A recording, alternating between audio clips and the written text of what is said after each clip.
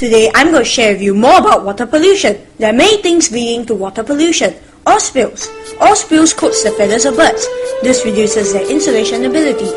When grooming themselves, they sometimes ingest the oil, causing kidney damage and dehydration. Also, as oil floats on top of water, less light reaches the marine plants and limits their ability to photosynthesize, affecting the food chain in the ecosystem. Ocean dumping. Ocean dumping is the dumping of materials such as sewage sludge, garbage, and waste chemicals in the ocean. The marine life in the ocean will suffer greatly as these pollutants pollute their habitat. Due to the pollutant